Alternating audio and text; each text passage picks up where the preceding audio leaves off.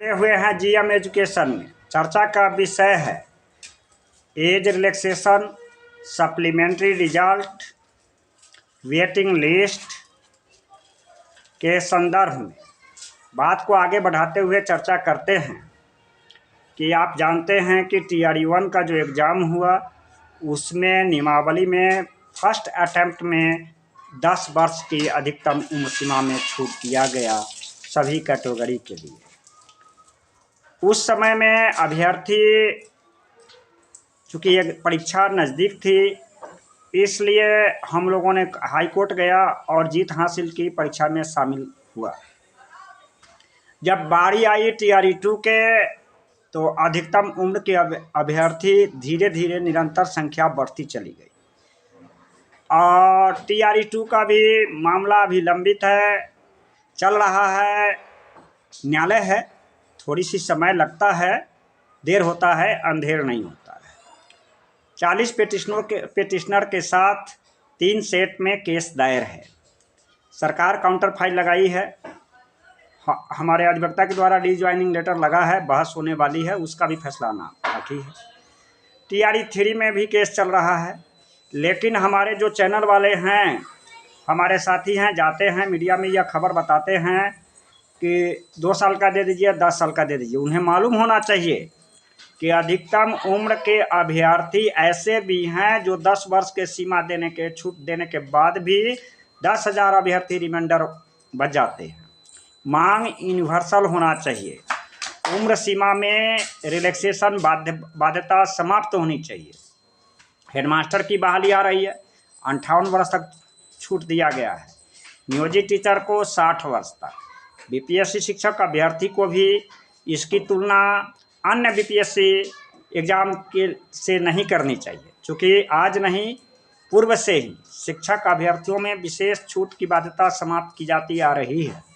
हर बात का जवाब न्यायालय जाना नहीं होता है, मजबूरी में अभ्यर्थी न्यायालय जाते हैं। यह समझना पड़ेगा आयोग, शिक्षा विभाग तथा बिहार सरकार को, और नहीं तो अभ्यर्थी अच्छी तरह से समझा भी सकता है वक्त आने पर। यह बात सरकार को समझनी चाहिए और जनप्रतिनिधि को तो जैसा मीडिया वाले जैसा अभ्यर्थी जाते हैं उनके आवाज़ में उनको मालूम होना चाहिए कि 10 वर्ष से भी अधिक अभ्यर्थी है, इसलिए 10 वर्षों की जो छूट की मांग कर रहे हैं अभ्यर्थी, वह बेईमानी है, वह सही नहीं है। उम्र की बाध्यता समाप्त होनी चाहिए।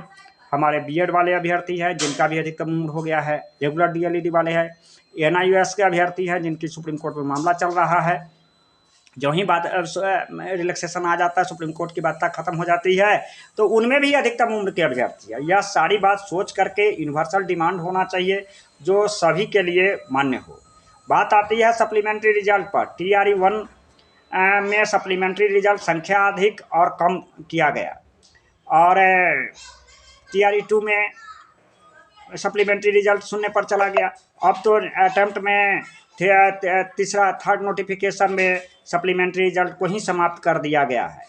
यह सब बात सरकार के सामने अभ्यर्थी अपना पक्ष रखना पड़ेगा, तब आपकी मांग पूरी की जाएगी। यह कैसी नियमावली है जिसमें एज फ्रीडम नहीं हो, सप्लीमेंट्री रिजल्ट की व्यवस्था नहीं हो और वेटिंग लिस्ट की व्यवस्था नहीं हो।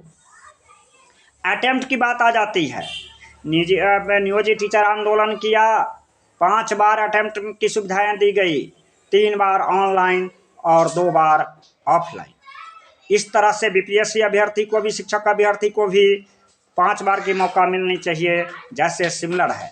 डिस्ट्रिक्ट नहीं चलेगा, अंतर नहीं चलेगा। यह लोकतंत्र का पर्व भारत देश है जिसमें लोकतांत्रिक तरीके से जिस पर नियमावली की भार थोपा जाता है उससे भी राय लेनी चाहिए, उसकी क्या समस्या है।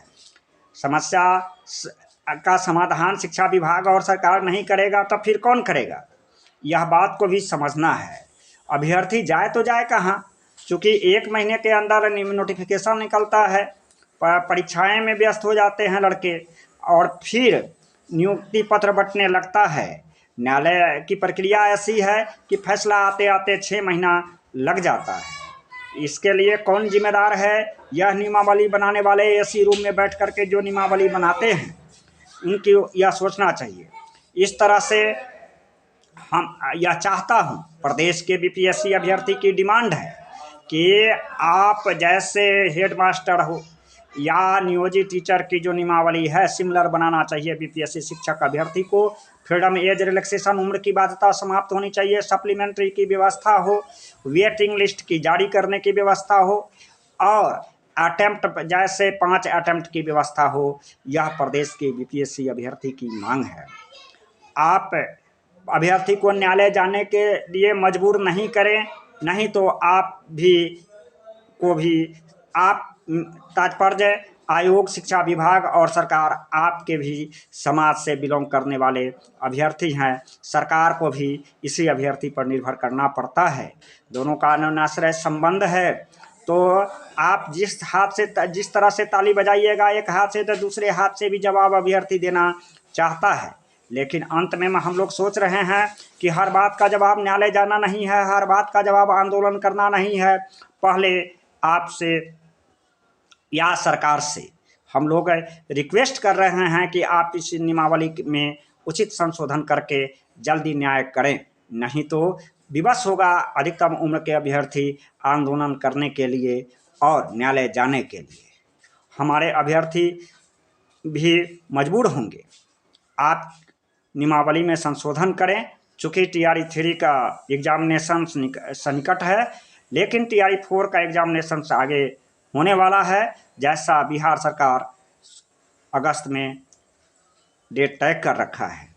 इस संदर्भ में मैं कहता हूँ पूरे प्रदेश के अभ्यर्थियों को, आपको एज रिलैक्सेशन चाहिए, फ्रीडम अटेम्प्ट में सिमिलर चाहिए, सप्लीमेंट्री रिजल्ट की व्यवस्था हो, वेटिंग लिस्ट जारी की व्यवस्था हो। यह सब के लिए एक मंच पर, एक जगह पर, एक समय पर मुकाबला करें। आइए एक साथ पाटलिपुत्र की धरती गर्दनी बाग में इसकी ज़रूरत है। आपका विचार कमेंट के माध्यम से, GM एजुकेशन चैनल के माध्यम से व्यक्त करेंगे। मेरा संपर्क सूत्र है 93 048 57 942। आप जब तक जागरूक नहीं रहिएगा, जो घर में सोइएगा, तो आपकी मांगें पूरी नहीं होगी। मांग की पूरी कराना है तो पाटलिपुत्र में धरती पर एकत्रित होना है। प्रश्न यह बनता है कि आप एज रिलैक्सेशन पर जाते तो हैं मिलने के लिए, लेकिन आपकी संख्या काफ़ी कम होता है वहाँ जितना वंचित हो रहे हैं उम्र की बाध्यता के कारण। प्रदेश के तमाम साथियों से आग्रह करता हूँ कि सभी एक मंच पर एक समय निश्चित करें और गर्दनी बाग में जुटकर इस बात को आश्वस्त हो ले सरकार से कि आपकी मांगें मानी जा रही है या नहीं। धन्यवाद। त्रिपुरारी झा।